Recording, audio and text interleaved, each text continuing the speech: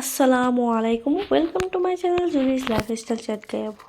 কেমন আছেন? আল্লাহর অশেষ রহমতে আলহামদুলিল্লাহ আমি ভালো আছি।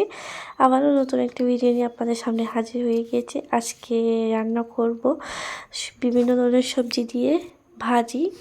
এই যে পটল, মূলা, তারপর হচ্ছে যে শিম, আলু, এইসব দিয়ে আজকে একটা ভাজি করব, আপনাদের সাথে শেয়ার করছি। ভিডিওটা না টেনে সম্পূর্ণ দেখুন। প্রথমেই দিয়ে দিলাম একটি কড়াইয়া। আসলে এই কড়াইয়া খালো করার পিছনে অনেক ইতিহাস। আসলে এরকম একটা কড়াইয়া খালো করতে অনেক বেশি স্ট্রাগল করতে হয়। তো প্রথমে তেল দিয়ে দিলাম পরিমাণ মতো, তারপর দিয়ে দিলাম পেঁয়াজ। এই যে আমি এবার ধুয়ে টুয়ে রেখে দিয়েছি, এবার ভাজাভাজি করবো। এই যে পেঁয়াজের পর দিয়ে দিলাম সেই ভাজিগুলো, কেটে রাখা সকল সবজিগুলো। এখন নেড়ে ছেড়ে দিব। এই যে আমার আস্তে আস্তে এগুলো মজে যাচ্ছে।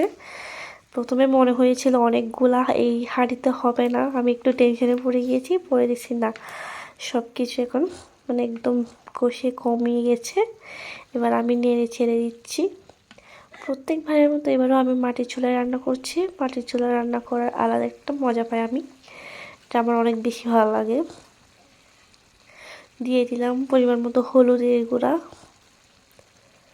ধনিয়ার গুঁড়া। এবার আবারও নেড়ে ছেড়ে দিচ্ছি। আসলে দোয়ার জন্য তেমন কিছু দেখতে পাচ্ছি না, এটা হচ্ছে ভাপ আর কি। তারপর দিয়ে দিচ্ছি কাঁচামরিচ